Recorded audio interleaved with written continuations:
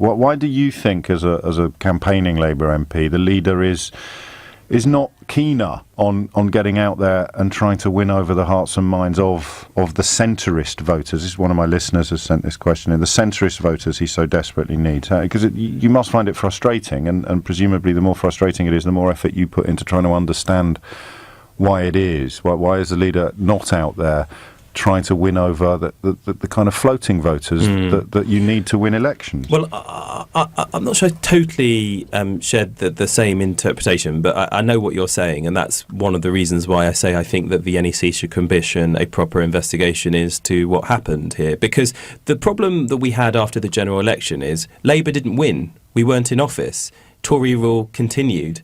And yet the result, because expectations were so low, was treated as if somehow we had won an election that we had lost.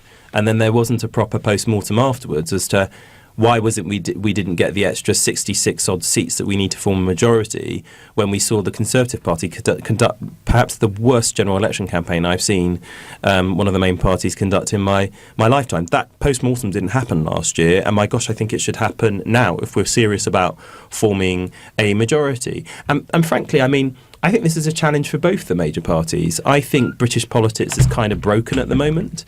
Neither party seems capable at the moment of forming a large enough and broad enough coalition of support to be able to govern in a clear and confident way.